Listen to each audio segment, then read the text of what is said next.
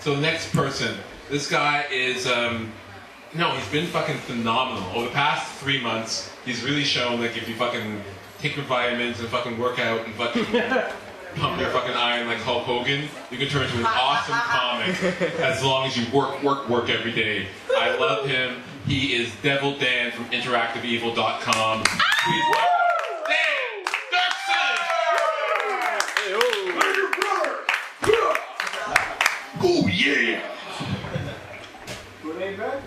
Yeah, Kool-Aid Man, that's who I was going for. Thanks, Mark. How you guys doing? Yay! You guys, welcome to the only comedy room that is apparently 3/4 an hour from the sun. It's very warm is what I'm saying, but it's excellent because there's a lot of people wearing white and it's now see-through. Excellent, excellent. Oh my God, I love... You guys having fun tonight? Was that not a great show so far? Give a hand for all the comics we see. Give a hand for George who's talking to somebody during the set. Whatever, I don't care. I love him. I love him. Oh man. Wow, it's fucking hot. I'm up in ball soup up here. It's great, but I kiss really well. I only use a little bit of my balls, so...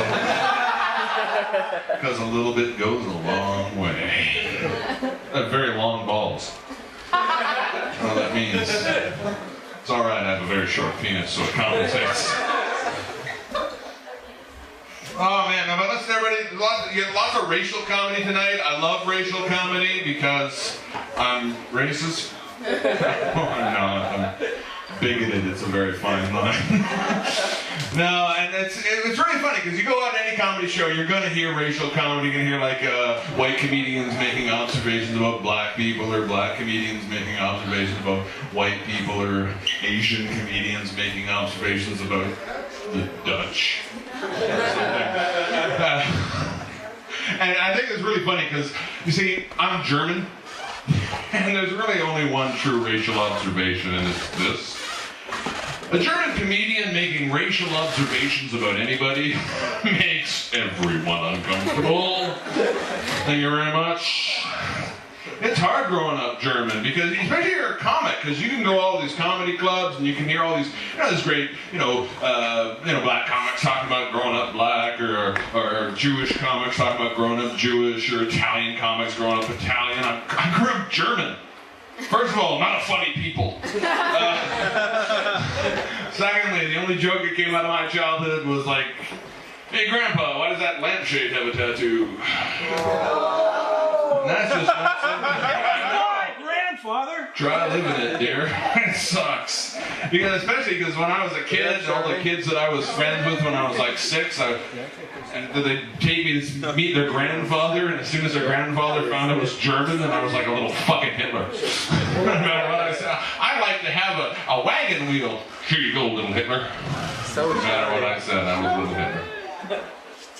I love you. All right, Hitler's not a funny punchline, apparently.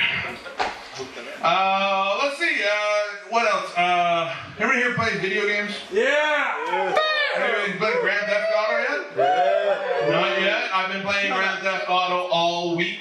I have learned 2 things about life. 1, I really, really, really love killing hookers for points.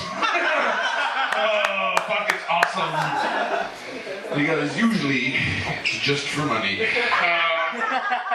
And the second thing I learned was that if you have played Grand Theft Auto all day, do not go outside, and especially do not get in a car.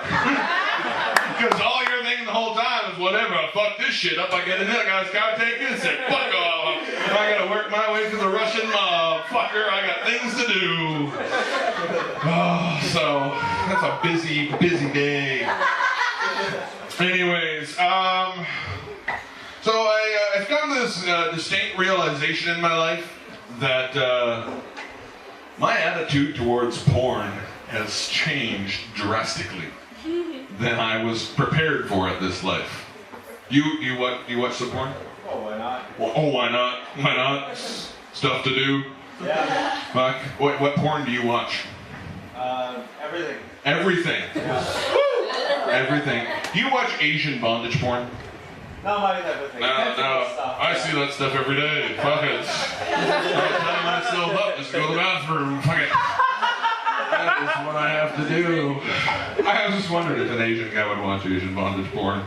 Or if just 40-year-old white guys like me. Yeah. No, I just realized though that when I was a kid, porn meant something. Porn was sacred. Let me paint this picture for you.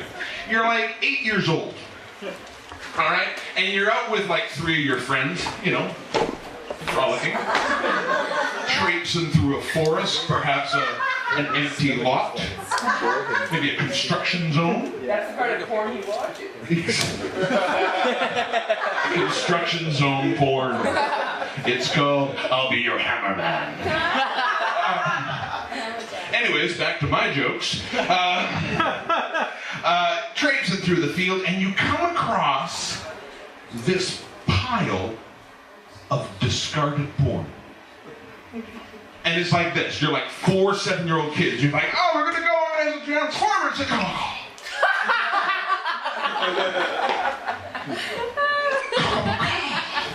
You cannot even have work.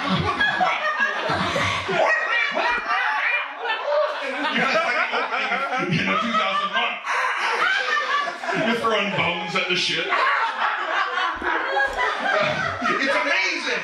It's like, you can hear the singing. And it does not matter how disgusting or muddy or like a dead animal could be living in it. You know, if you can see a nipple, it's porn and it counts. It's porn. It is like the closest thing you will come to adulthood as an 8-year-old boy. And you take that home and you cherish that. What always fucked me up was who's the guy that left that there? Like some guy, my mother will never find it in this construction site. He comes back the next day. Maybe another construction site.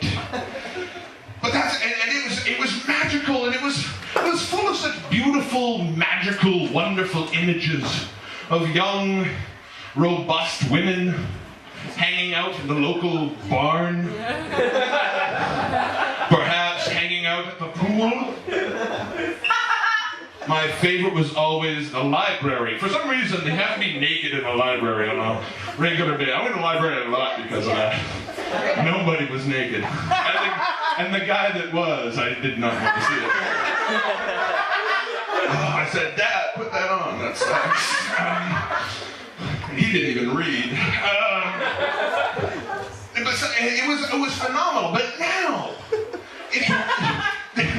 I'm sorry, I jumped to present. Now, there's too much porn. There is porn everywhere, and it's fucked me up. Because that magical picture of a naked lady when I was 8 years old, that doesn't get me off. It's just a naked lady. What I need now is like a midget getting fucked by a loofah sponge that's still alive at the bottom of the ocean, trying to not keep that guy from floating to the top. Just going. He's just like. That's what midgets sound like underwater. That's awesome. And what bugs me the most is that you see the same shit over and over that somebody thought was sexy, and it's not anymore. If I see one more shot of that girl, and she's down on her knees, and her face is covered in, it's like she got into Grandma's pear jam. You know? It's like an ostrich took a crap on her face. It's like she's the inside of a piñata and it hasn't quite set yet. You know? It's like she's a really bad wallpaperer. It's like a llama got really mad at her. It is like she's Ian Holm at the end of The Alien. It is like 4 guys just bookied on her face. That's what it sounds like. And it's like, oh, she just seems so happy about it. And it's it's like, no, you have to see a dermatologist. And the one that tops it all, the one that I leave you on that bugs me the most, is if I see one more girl holding open an orifice like she's a human hat. Because I do not care how sexy you are, how beautiful you are, how smart, how erudite, how foxy you may think you be. No one has a hot cervix. No one. Anyways, that's me. I'm Dan Derkson. I gotta go back to the North Pole where it doesn't feel like the sun.